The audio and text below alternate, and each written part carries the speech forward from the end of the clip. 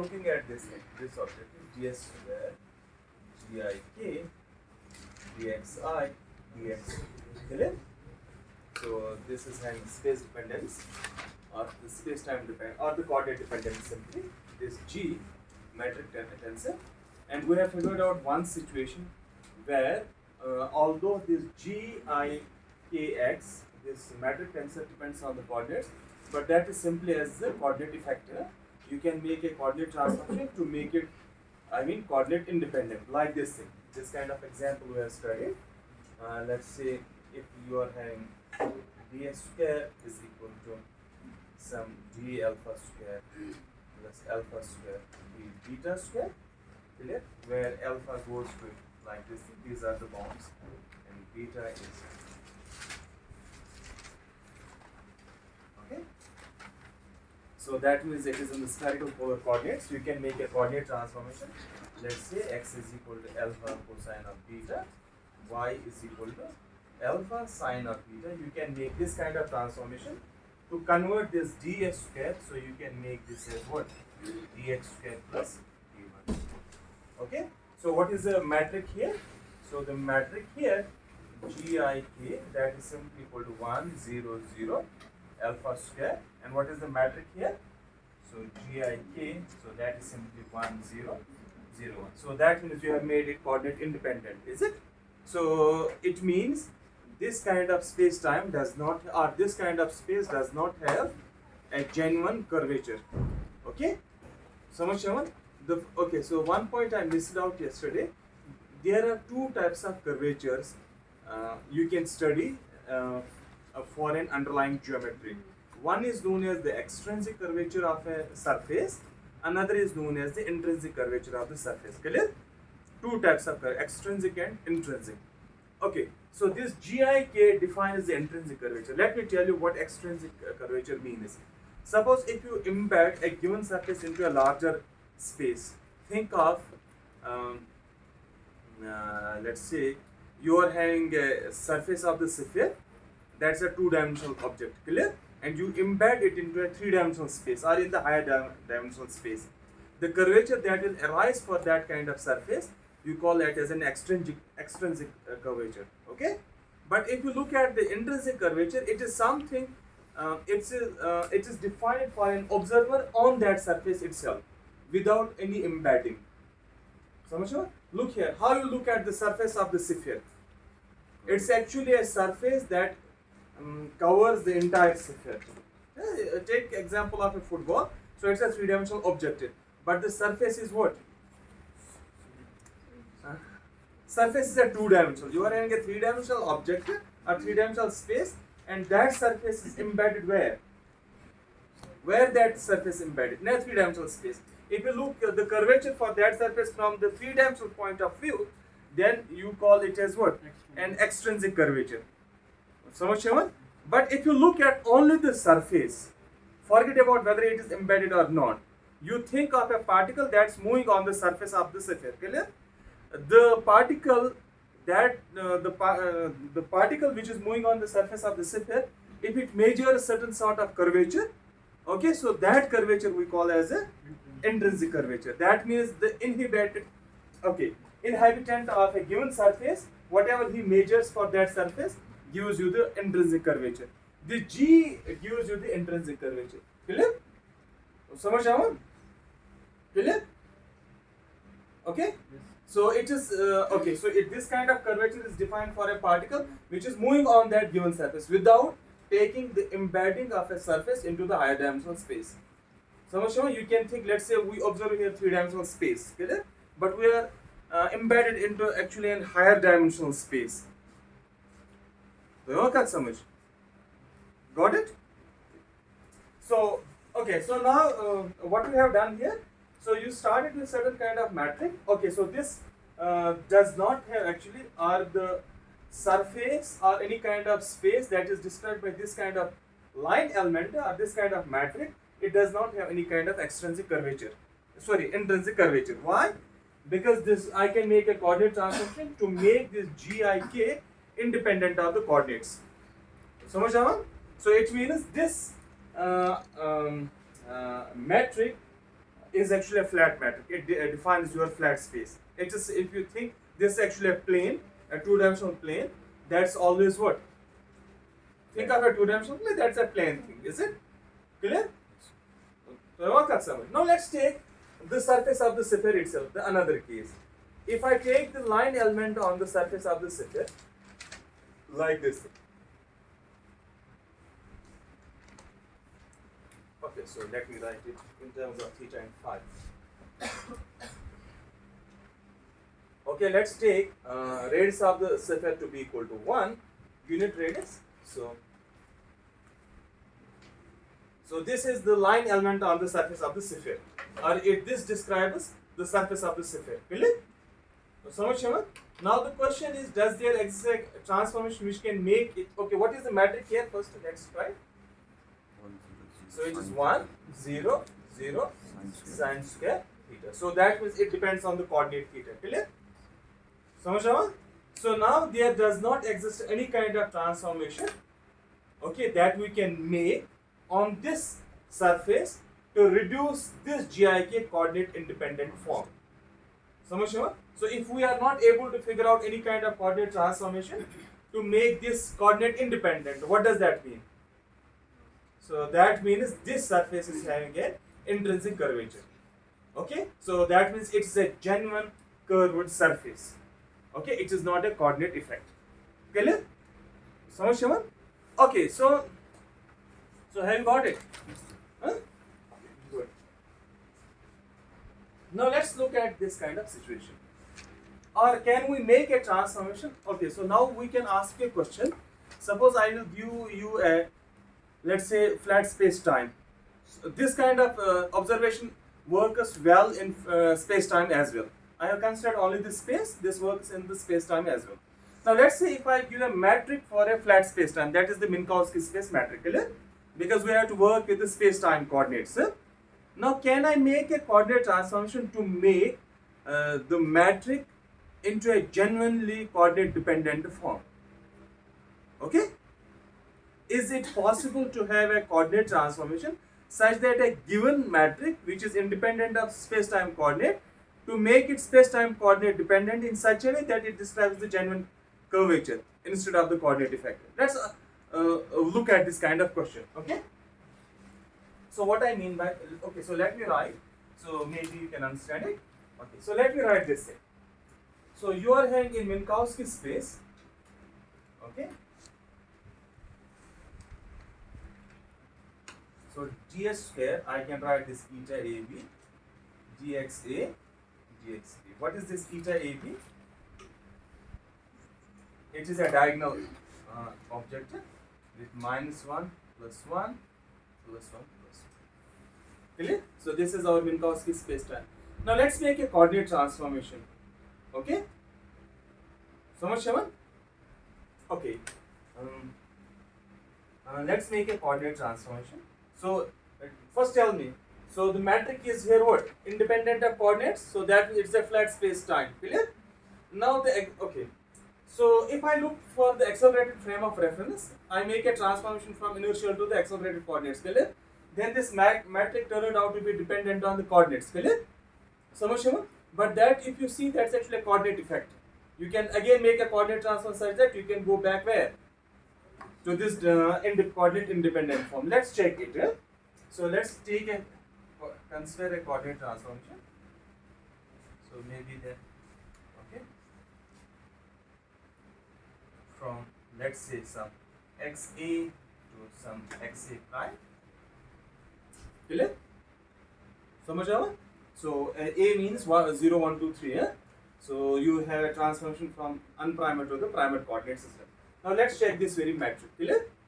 Let's look at this thing. So which implies under this kind of transformation, okay. So first tell me how many functions that involved are here. So I am making a coordinate transform. Think of a Lorentz transformation, is it? Let's assume a Lorentz transform for the time being. So how many functions are involved when you go from an unprimed to the primed coordinate system? 4. Is it? X minus vt, then t minus v square y, and another are constants, is it? But you are essentially having 4 coordinate functions, is it? So because you are transforming 4 coordinates into the another set of 4 coordinates, so it involves how many coordinate functions? 4 coordinate functions. You should remember it. Okay. So now let's look at the transformation law here. So what we get? Okay. So this is not a Minkowski space transformation or the Lorentz transformation. It is a general coordinate transformation. Okay. Consider a general coordinate transformation. It can be linear as well as non-linear. Okay. Because we are working with the coordinate transformations. Okay. So then I can write this object as like this. Partial xa by, let's say, partial xi prime, like this. Partial xb by partial x prime j, then I can write dx prime I.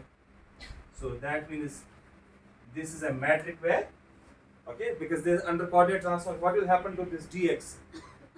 Dx will change, is it? So this will be partial xa by partial x prime dx prime under coordinate transformation. Similarly, this dxb will be what? Partial xb, partial x prime j, dx prime j. Clear? Samajh? So now let's rewrite it.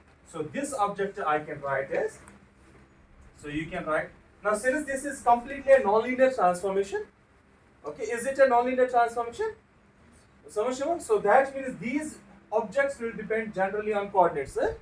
So let me write now this as something gij, okay, something coordinates. Let's write x as the coordinates.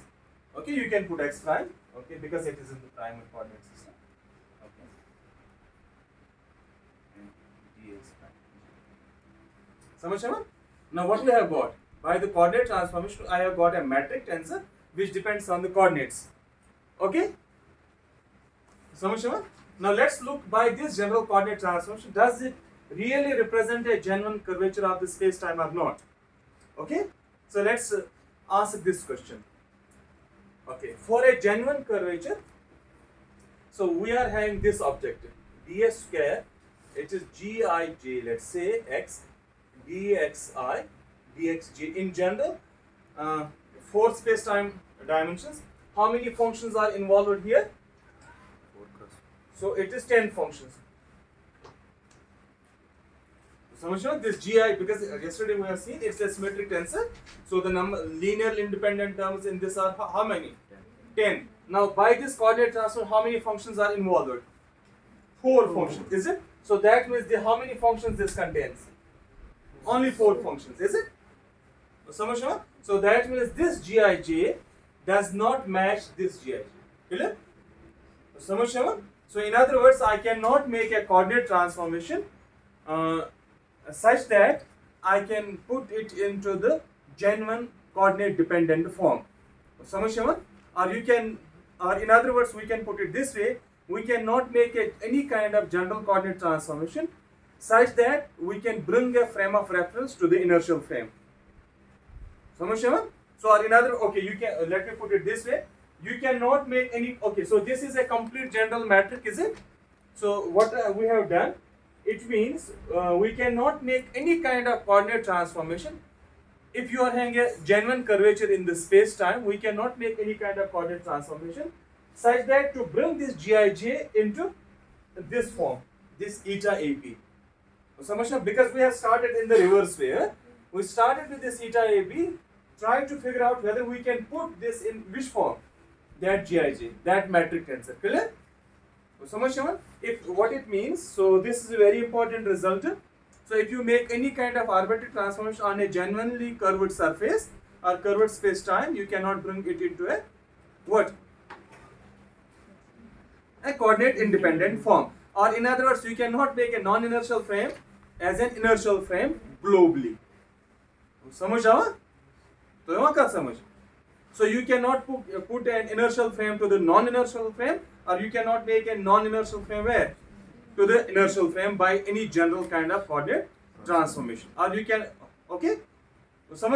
Now the question is, how we can then do it? Let's say, since we have to apply special theory of relativity in gravitation, is it? Now how to do it? Because special theory of relativity essentially deals with what?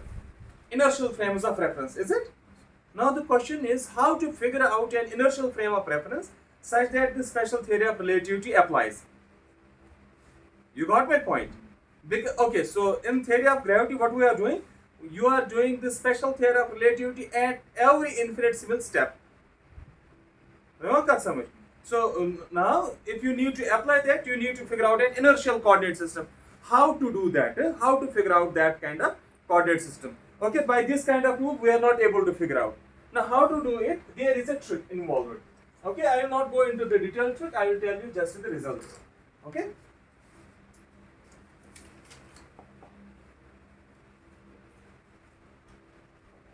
Okay, so you consider, let's say you are having an event P somewhere P on certain, okay, we call it as a manifold. Let me tell, on a curved space time. Okay, somewhere you are having an event P.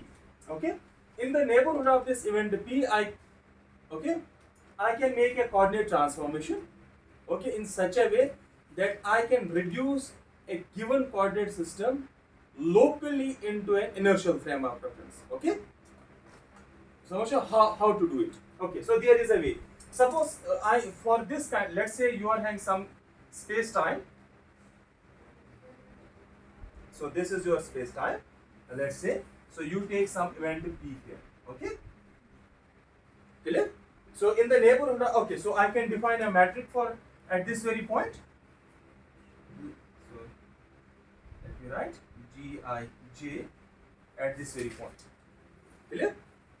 So much, Shema? Now let me make a coordinate transformation at this very point, in the neighborhood of this very point. That means in the infinitesimal region of this very point P. So let's take a coordinate transformation.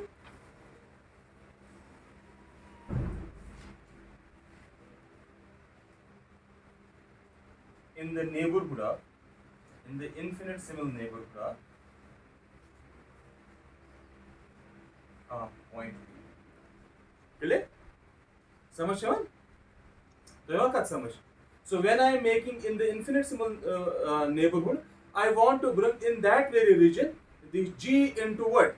A coordinate independent form, or in the form of the Minkowski space matrix. Clear? Samajh? What I mean to say, I want to reduce the Gij in general at this very point in the infinitesimal region as what? In the coordinate independent form, or as the Minkowski space matrix. What does that mean? So I want to bring, let's say in the primal coordinate system, I am having this very kind of thing. So G prime, X prime. I am making a coordinate transformation such that it goes what? Eta Ij at which point? So I am in the infinitesimal region. What does that mean? I need to actually expand this G as a Taylor series expansion around that very point. Okay, so so let me put this way. So I am giving you a matrix. Clear? So I want you to make a Taylor series expansion of a given matrix around a given point. Clear? Okay, so let me give you a function, general function first. So let's make a Taylor series expansion of that very function around a given point. How to do that? So you expand, evaluate first point is you evaluate function at that point, is it? So what will be the value of that function at that point? It's a number, clear? Then you take the first derivative, okay, multiplied by a given variable. Then you take the second derivative multiplied by the square of the variables, clear? So this is the Taylor series expansion like this. So let me tell you. So it is at a given point x naught plus then x f dash of x plus 1. Clear? So much, okay, now, okay, so let's look at this very function. I want make this function to be a constant function. So look here, f depends on x. Clear? Let's make this function to be constant function. So much, which is the constant factor arising in this expansion? It is this part only. So all these factors depend on what? Variables. Okay, so this is a derivative evaluated at x equal to x naught. Then is the second derivative multiplied by x square. Now if I cannot put x equal to 0 because it's a finite point, is it? What I can put this f dash equal to 0, and similarly higher order terms equal to, what does that mean? It gives me f of x to be a constant value. Now think in terms of this matrix. Okay? Let's say I want this matrix to be a constant metric in the neighborhood of this very point P, or in the infinitesimal region of this very point P, instead of this complete surface. So what you can do? You simply expand it by the Taylor series expansion. So let's do that. So you can make like this Gij x prime as the Taylor series expansion. Let me write Gij evaluated at some point P. So let's say it is some point P. P means the pointer. So plus what will be the next point? So let me not put the indices for the time being. So let me not put the indices. G means what? It's a metric tensor, just to put it in a symbolic form. So what then you will be having? You will be having a coordinate here, then the derivative of this G, is it?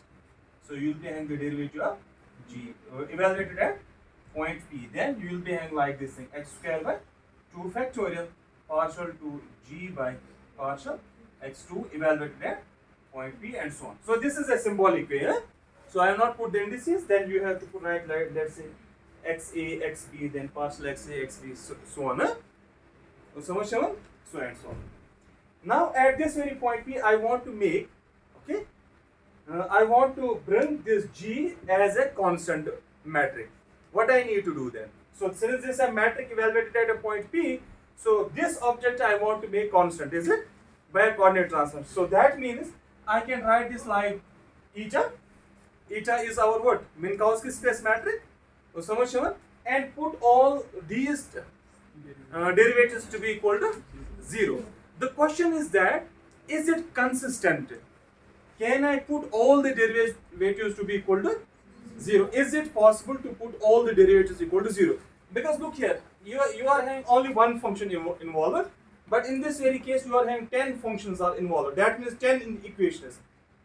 So in general, if you are having, let's say, n variables, it means how many equations are involved?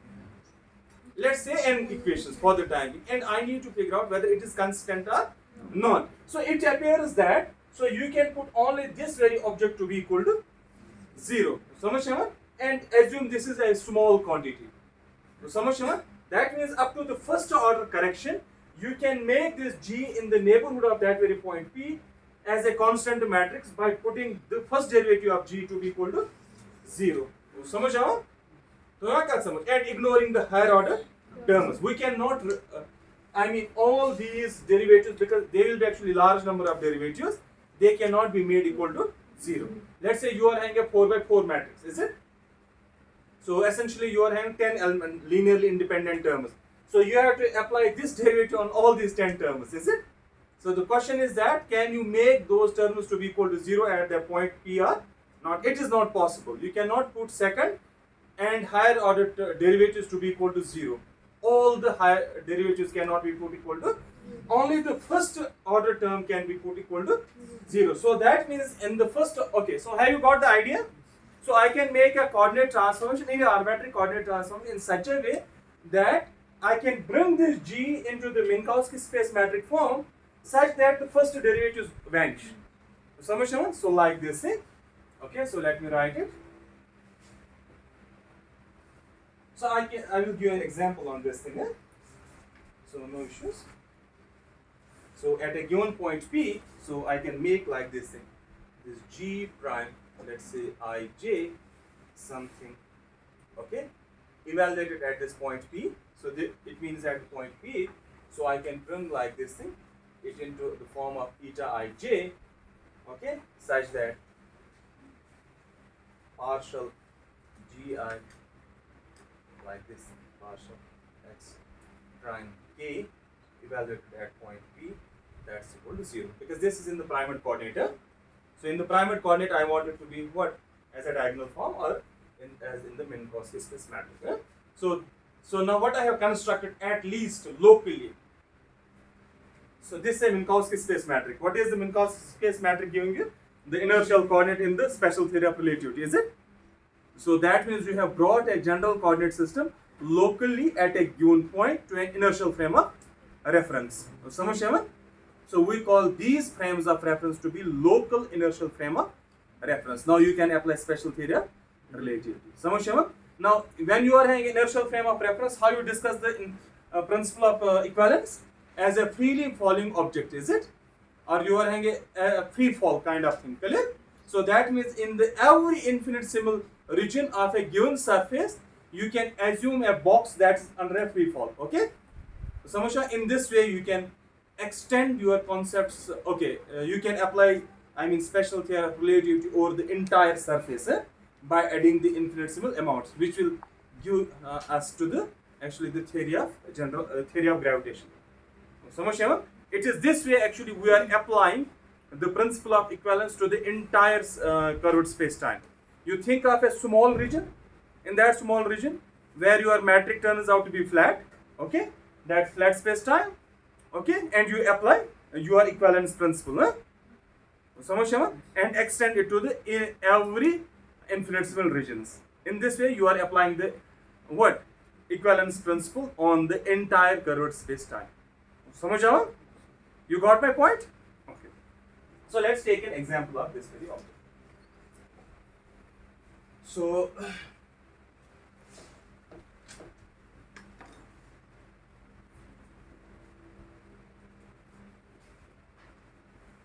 this is very important point. You should remember it. This point. So let's think of a north pole of the sphere. Okay. So let's try to figure out the coordinate, the metric describing the north pole. That means a single point. North pole is a single point I am taking. Okay. So what is the? So let me write the metric of sphere.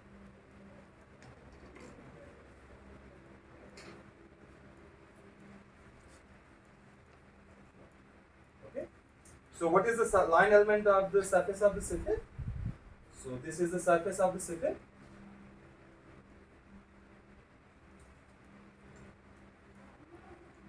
Okay. So that's equal to B.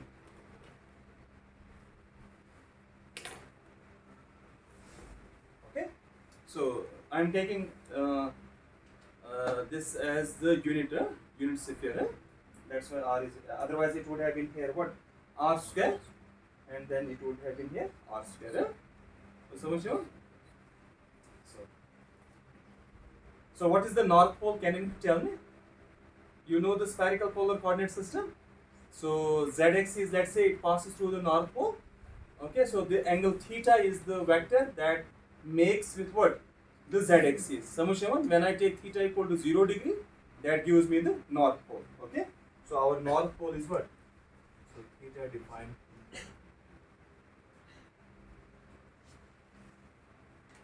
Okay, so let's look at, okay, so if you look at the north pole itself from this very matrix, okay, I am going to the north pole. What happens to this very matrix?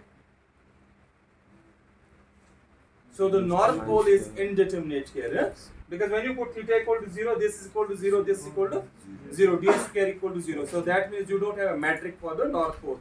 Now what we need to figure out? So that means you are, okay, if you are making a general kind of coordinate transformation, you cannot figure out the line element for the north pole.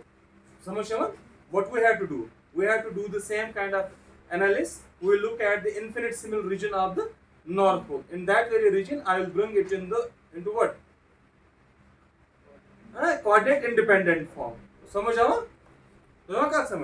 Okay, you got my point?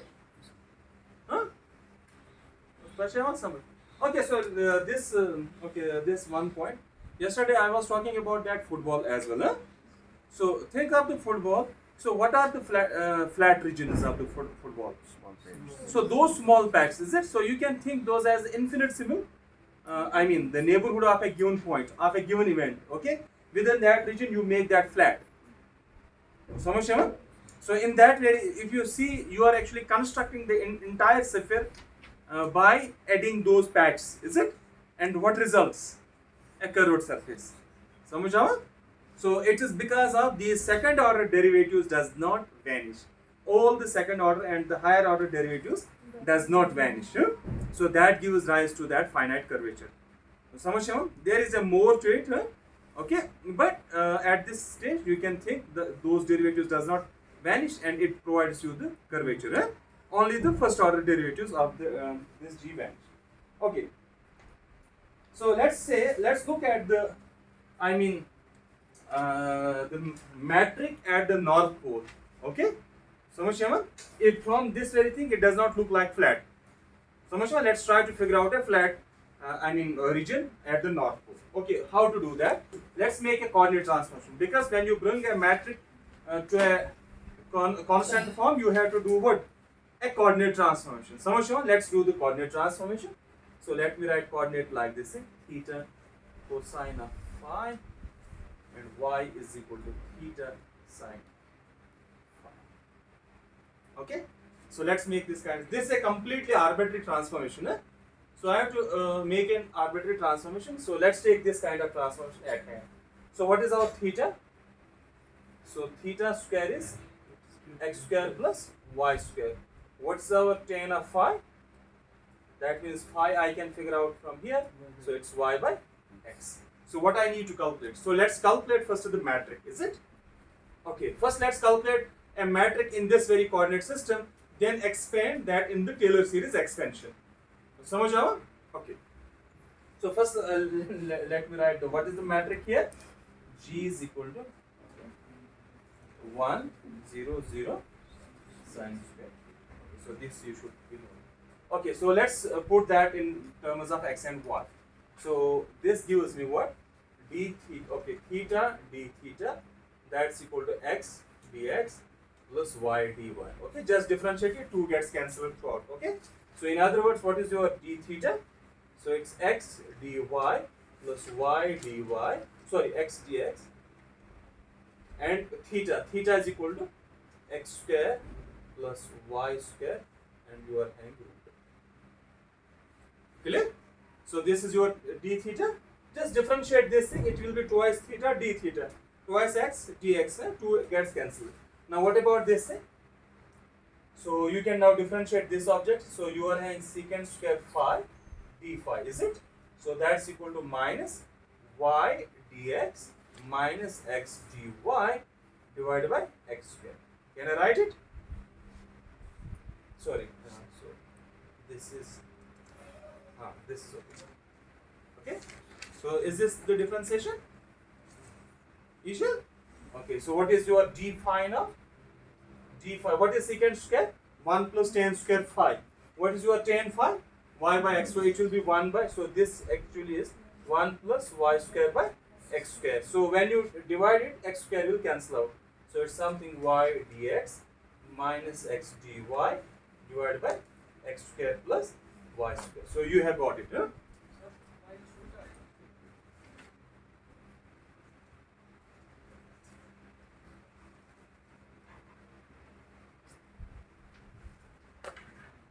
What is the differentiation?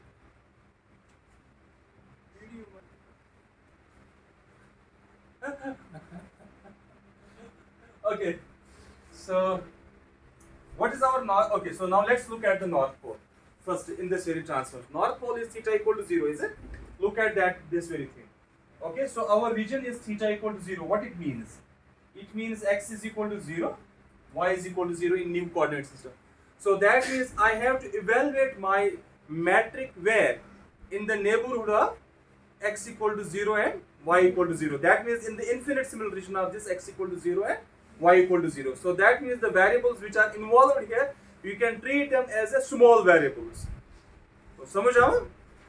तो यहाँ क्या समझ? Okay, so let's write now this metric. So what is your this ds square? So d theta square is simply x square dx square plus y square dy square plus twice xy dx dy. This is just for you people, I am doing it. So x square plus y square. Then you are having sine square theta. That will be sine square root of x square plus y square. Clear? समझ आओ? And d phi square. What is d phi square? So it will be simply y square dx square plus x square dy square minus twice xy dx dy divided by x square plus y square whole square. समझ? So now since x and y are small objects, clear? Is it true? Just look here. So I am assuming x and y are small. Now look here, you are having sine of x here. So since these are small objects, it's something sine of theta, small theta. So you can approximate it. समझ गए? Now approximating this very function yields you what? Okay, so let's approximate. Since x and y are small, okay, in the neighborhood of where? X equal to 0 and y equal to 0. Because we are looking the small region of this very point. So you want to समझ? Okay, so that means I can write this sine. Okay, so let me write sine square root of x square plus y square. How I can write it? Anybody? So I can approximate it as x, so root of x square plus y square minus 1 by 3 factorial. How much is that? Is it 1 by 3 factorial? Huh? So it's 1 by 6, then x cube. So x square plus y square, x cube. Is it? Plus j square. Like this square. समझ आओ? So how much is that equal to? So it will be simply x square plus y square, then minus 1 by. Okay, so let's take 2 times. So you will be having 2 into this multiplied by this thing. Yeah?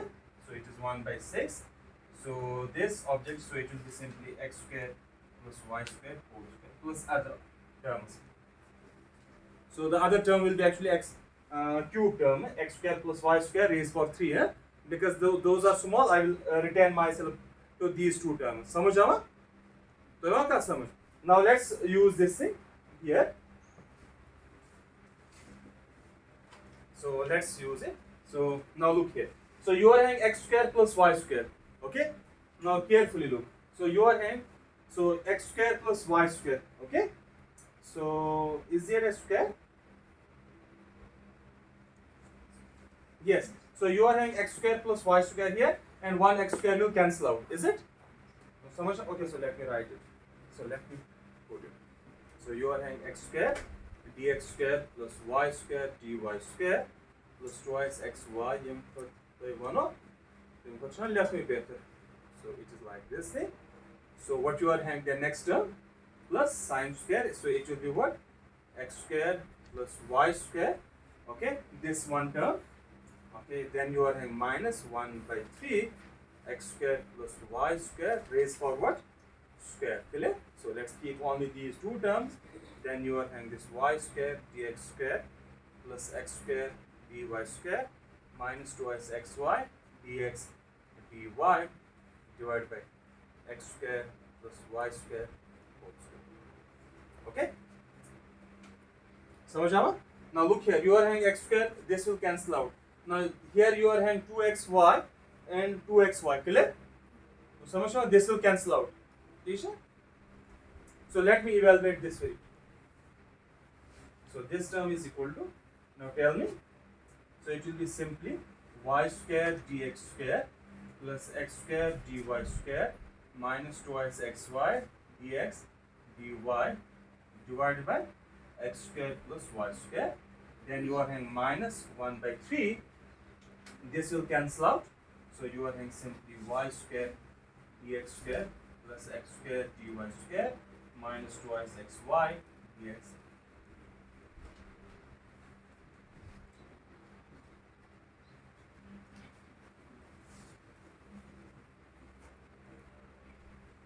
Okay? समझ आओ? Now let's club the terms.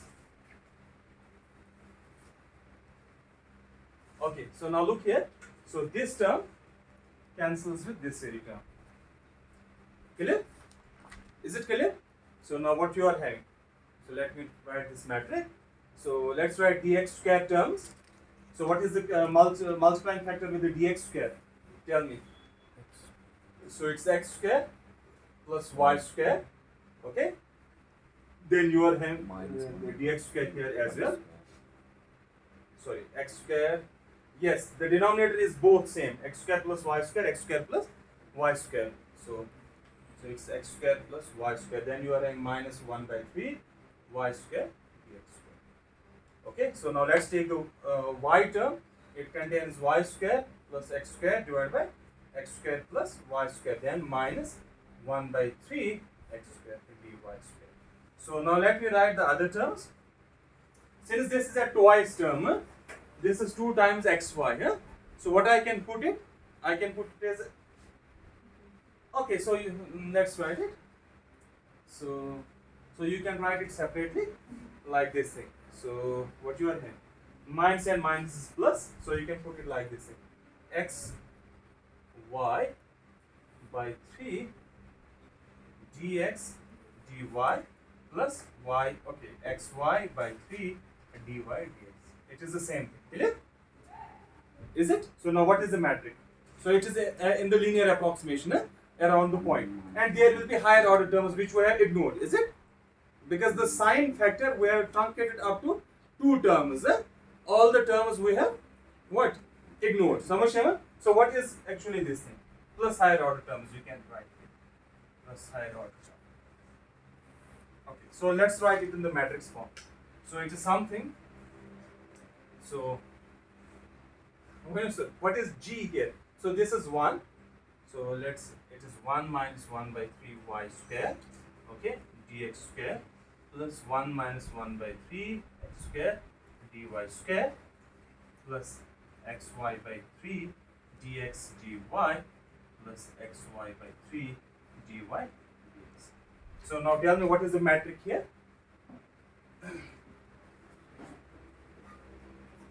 What is the metric?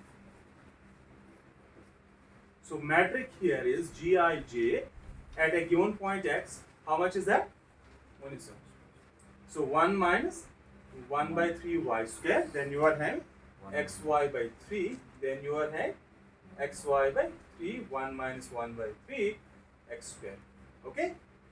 Is this a metric? Plus higher order terms, which we have ignored. Samajh? Clear? So this is a metric where? Tell me where it is. It is in the neighborhood of point P. Now what we have to do? We have to put, okay, so what is our point?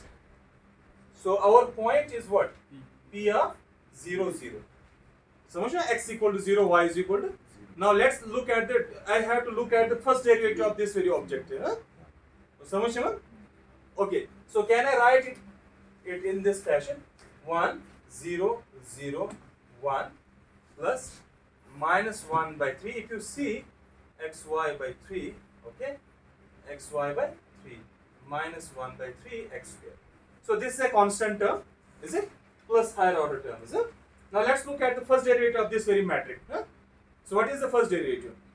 Partial g by partial x and partial g by partial y. So we need to figure out whether that vanishes at a given point or not. So now let's take the first derivative of this very objective. Or you can say what is the first derivative of this very objective. समझ आवा? तो यहाँ क्या समझ? So does the first derivative vanish? So what is the differentiation of this thing? So it is 0. Let's take the first derivative. This is the x term, partial g by partial x. So what is here? 0. So it is 0. So what is the partial x? Okay, partial g by partial x. It is y by 3. What is y? It is 0. So this is also. So that means the first derivative vanishes. So when you are having the first derivative vanishing, so what it means? So in the neighborhood of, in the north pole, on the north pole, how the matrix looks like? 1, 0, 0, 1. So that's it. It's independent of the coordinates. Or in other words, you have reduced the north pole to an inertial coordinate system. So it's the same thing. Suppose we are on this earth, is it? So locally, what it looks like locally? It's a flat locally. But if you look the entire structure of the earth, it is not flat. It's a curved space. So you can take any point, arbitrary point on, let's say, you take the point here and evaluate it in the same way. You will see the first derivatives will vanish. And you have to make them vanish. Samajh? And locally then it will look like this thing, 1, 0, 0, 1. Got it? So now let's look at the required mathematics. I mean, now we are dealing with the curved spaces, so we need to look at how the different quantities vary from point to point, how we can quantify given terms. So that means we will look at the tensor algebra. Okay. So let's take quickly things. Shall we stop? Huh? Okay, so let's take a curve, a parameterized curve. Okay, by some, let's say lambda as a parameter. Okay, that parameterizes a given curve. That parameterizes. It's a wrong English. A given curve. Let's say a curve is given by this x. Xi. So in other words, what does that mean? I am having a parameterized curve xi lambda. Now if you lambda is an arbitrary parameter, so it's what? Can anyone tell me? It's an invariant quantity. Since once I told you rather in the first lectures that when you parameterize a curve, you parameterize it by the invariant quantities, such that the value of that parameter remains same in the all frames of reference, because we have to move from one frame to the another frame. Like you can parameterize the trajectory of a particle by proper time, is it? And the proper time is an invariant quantity. Clear? Okay. So now let's describe the tangent to this very curve. So this is a curve, some curve. Okay, so you can think of certain, let's say, the region of space-time, and in that very space-time, xi defines what? The parameterized curve. Okay, now if you are, okay, so let me not go to this point. Let's say this is a point P through which this curve passes. Okay, now you can draw a tangent at that very point. So what is the tangent? Okay, so let's write the tangent as, okay, so you are having tangent vector, let's say Vi to this very curve. Okay, so how is that? So this I write as Vi is equal to Vxi by t. So this defines the tangent to this very curve. Okay? Huh?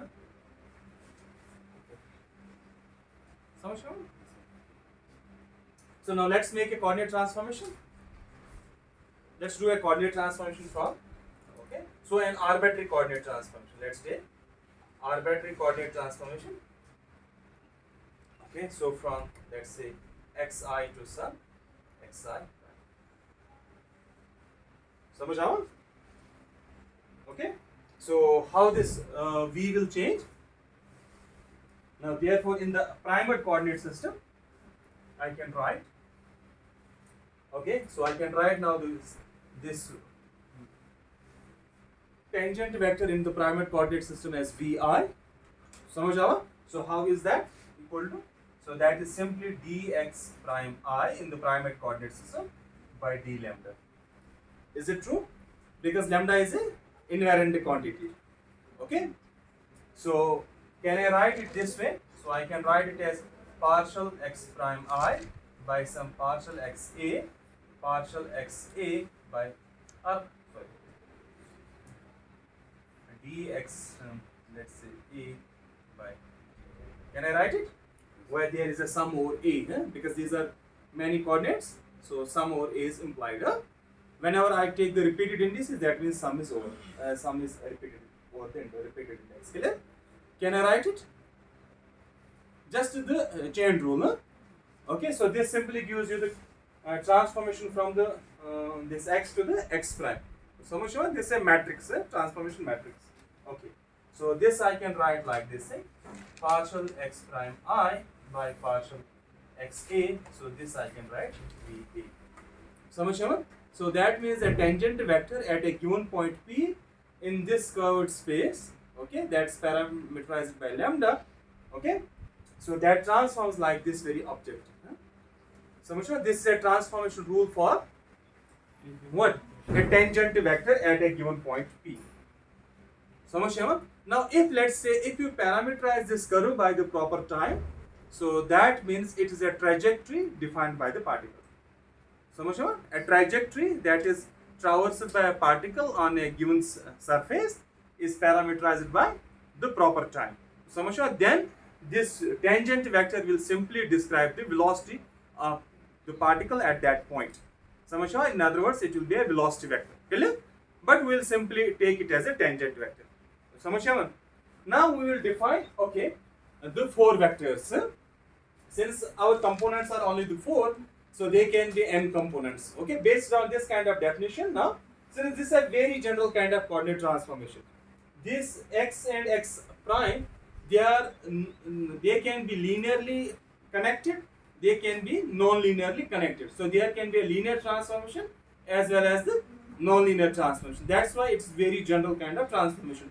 Based on this kind of transformation, I define a 4 vector. Okay. So let me define a 4 vector like this. Or you can say a tensor of rank 1. Huh? Okay, so I will use the notation here 4 vector, but it is same thing as the tensor of rank 1 if you take the number of components is very large. Okay, since why I am taking it as a 4 vector? Because we are having the space and time coordinates. So in other words, our space time is actually a pseudo Riemannian. It's not the completely Riemannian. It's the way you are having this Minkowski space time, where the signature for, let's say, the time is -1 and other are pluses, is it? There is a change in sign. That's why you call it as a pseudo Euclidean.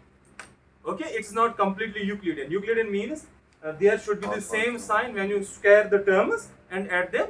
The sign should be same for every term. Okay, but here we are having the sign for certain coordinates is something and sign for the other coordinates is different. Clear?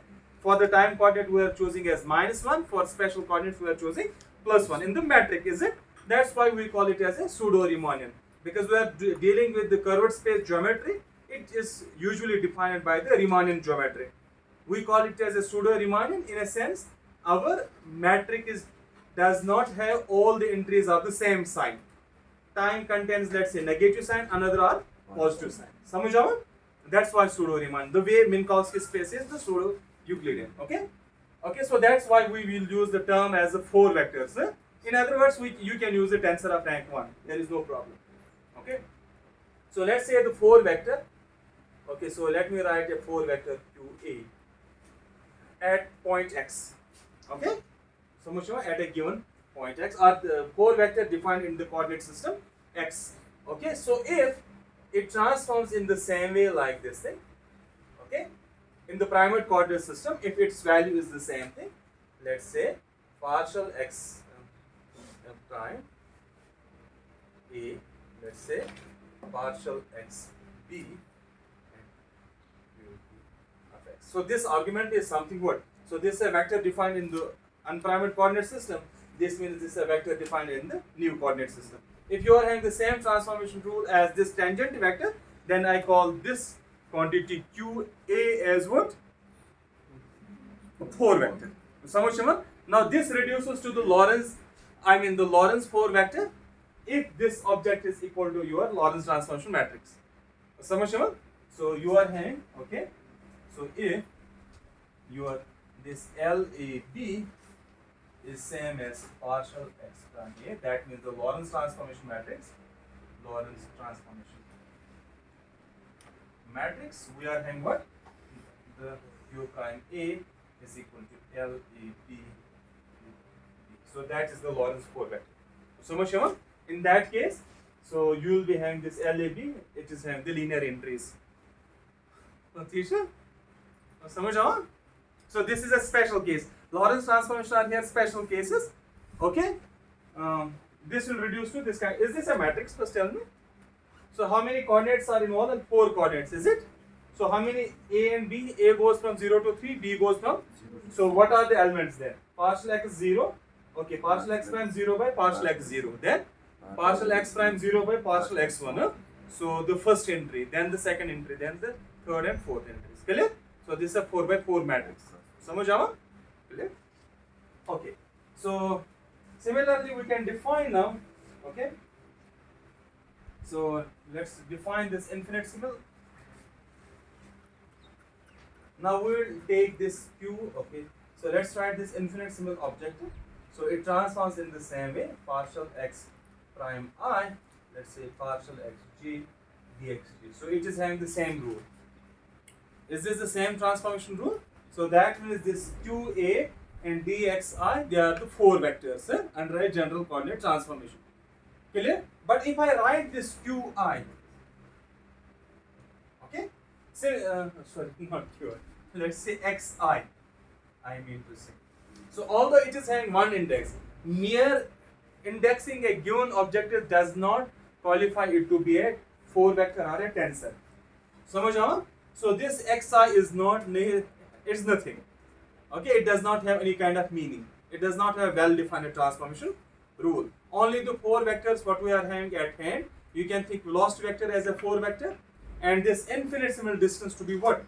As a 4 vector. Why? The reason being, look here. If you see at this transformation rule, okay, you can say this xi, it's a coordinate, it can transform in the same way, clear? But it's not true. Look here, what is the reason? Now this is a transformation matrix. At each point, it will be different. Let's say if you are taking the region, so let's say you are having a transformation point at this point P, clear? So this transformation matrix is first defined at point P. Why? That's why I have actually put this coordinates x here and x prime here. So you are making a coordinate transform at a given point. Okay? So at this very point you are making a coordinate transformation, and as a result you get this kind of factor. So that means this is a coordinate dependent quantity. When you move on a curved surface to the, let's say, the another point Q here, so which is a finite distance. So that although transformation rule will be the same thing, but these elements, this partial x prime by partial x, they will not be same here as they were here. Clear?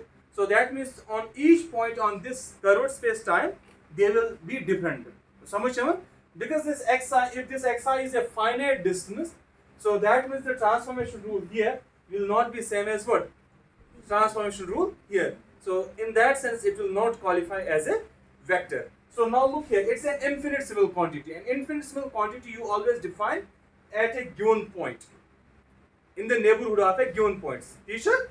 So that's why it qualifies as to be a 4 vector. समझ आओ? Got it?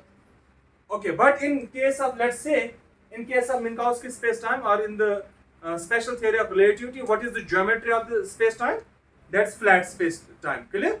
So in other words, on the flat space-time, these objects are same everywhere, because space-time is not changing. It is the same thing. Clear? So that's why in that very case, special theory of relativity, this object qualifies to be a Lorentz 4 vector. समझ आओ? Got it? Okay, so we'll proceed tomorrow.